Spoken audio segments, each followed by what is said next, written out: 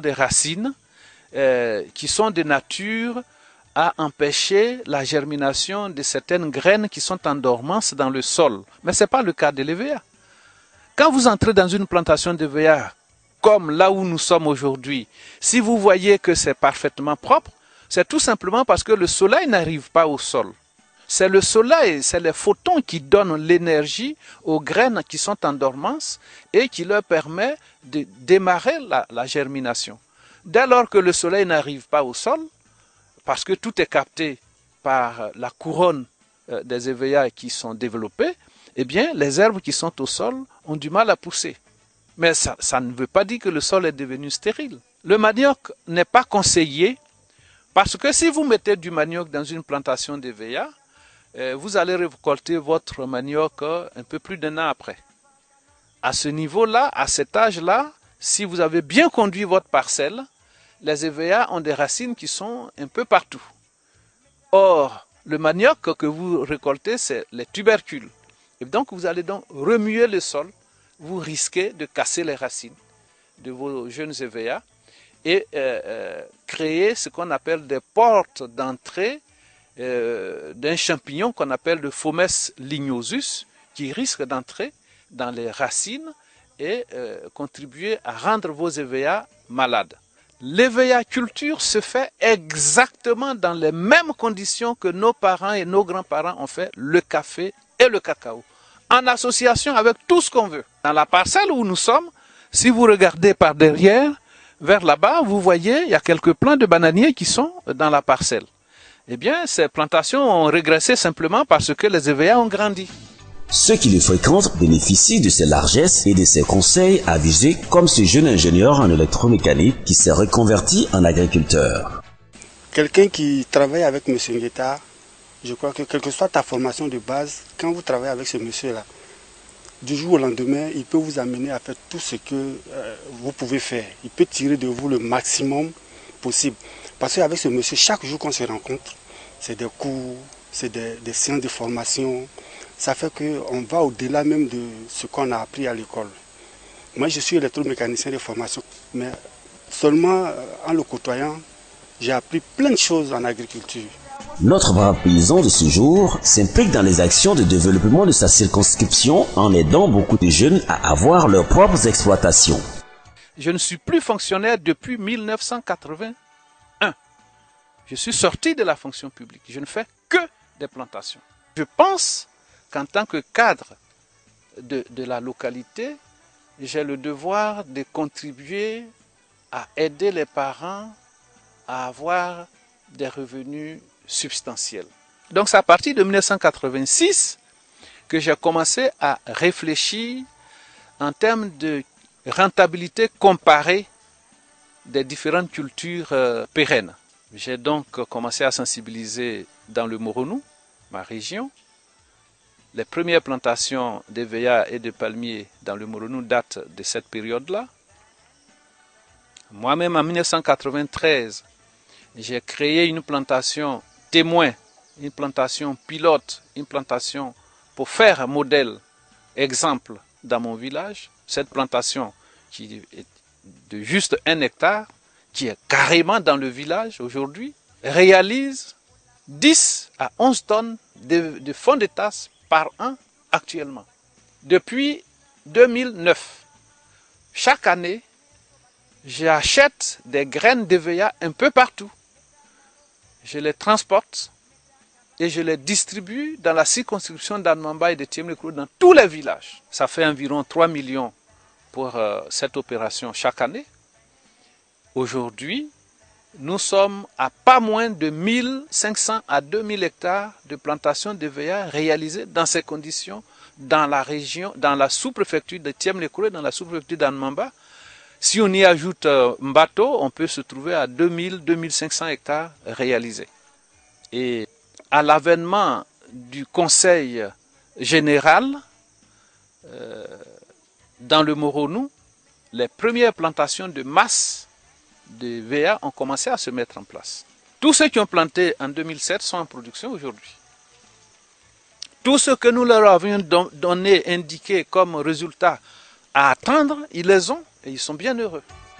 Et il lance un appel à toute cette jeunesse qui cultive encore le mythe de la bureaucratie. Je voudrais, moi, m'adresser principalement aux jeunes en milieu rural. Ils ont tout pour gagner leur vie, notamment tous ceux qui sont dans des familles qui disposent des parcelles.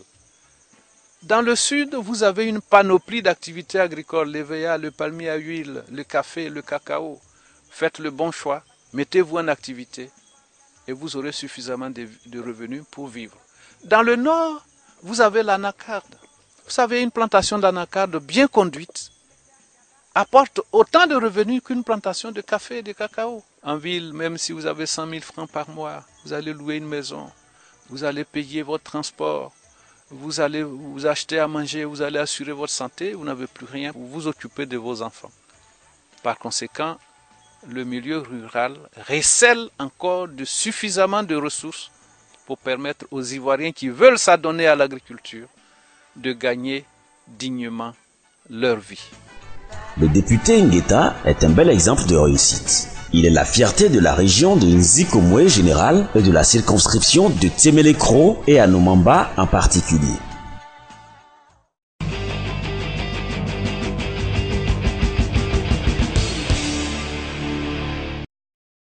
Dans le cadre de l'organisation des coopératives en sociétés coopératives et dans la dynamique d'apporter des solutions durables aux préoccupations des populations paysannes, l'Agence pour la valorisation de l'agriculture était à Tsemelekro après l'étape de Ndoussi.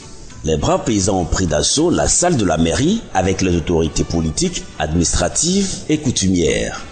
Le député Ngueta, l'initiateur, a situé le cadre de cette rencontre. Le maire, quant à lui, a énuméré les besoins des agriculteurs en 5 points qui vont du regroupement des jeunes et des femmes en association coopérative à la création de sites d'expérimentation pour des cultures et écoles de formation agricole.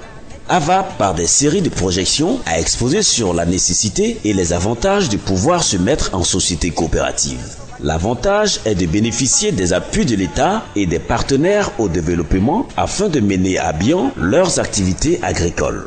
À la suite, on a eu droit à des séries d'échanges et d'écoutes. Belle occasion pour les braves paysans qui ont pu exposer leurs problèmes et leurs attentes.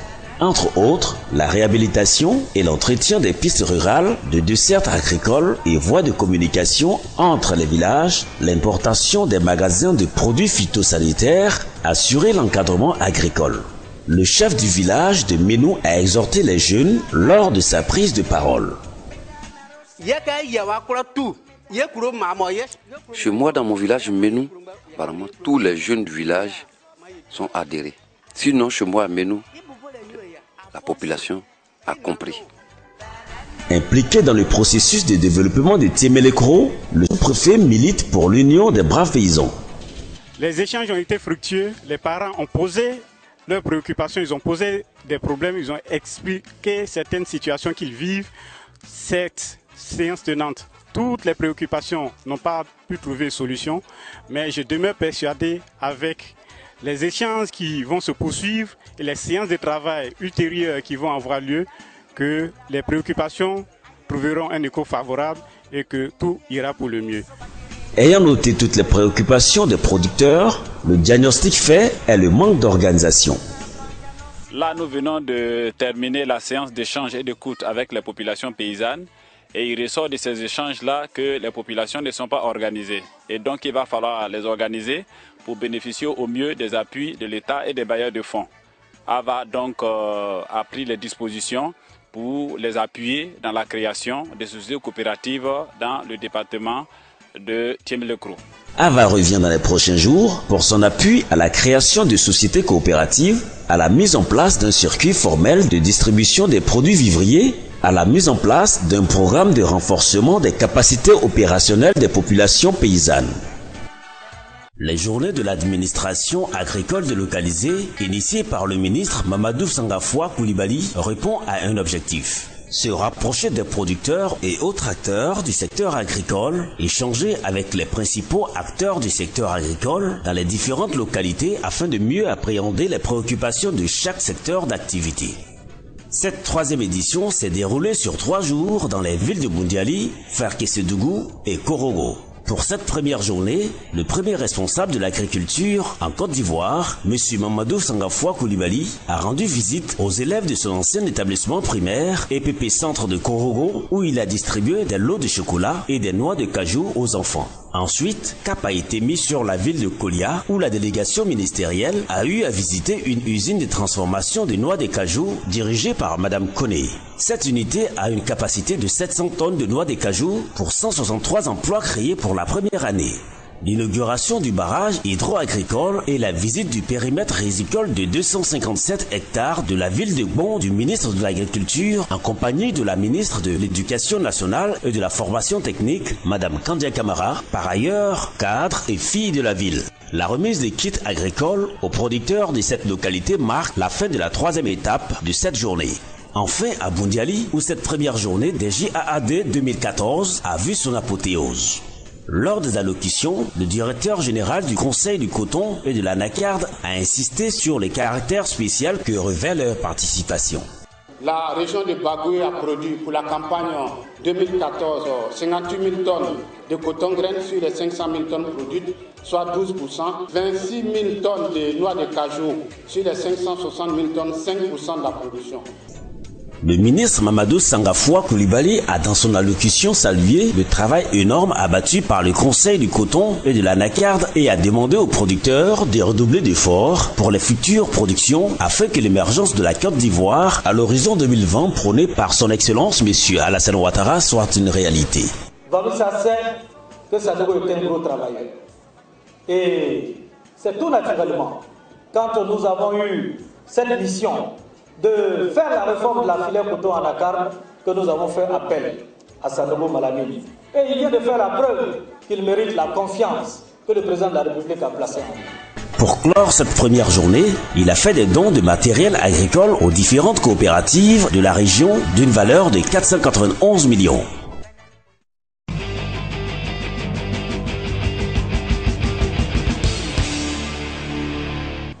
Le temps qui nous est imparti tire à sa fin. J'ai été très heureuse de vous présenter cette émission. Je vous donne rendez-vous dans 15 jours pour un autre numéro de votre émission agricole Brave Paysan. Pour tous vos avis et suggestions, vous pouvez nous contacter à l'adresse qui s'affiche au bas de votre petit écran. Vive l'agriculture, les ressources animales et halieutiques pour une Côte d'Ivoire émergente à l'horizon 2020. Grand merci aux députés de Tiémélécro. Vive toute cette brave population de Tiémélécro. Rendez-vous dans 15 jours. Que Dieu protège la Côte d'Ivoire. À très vite.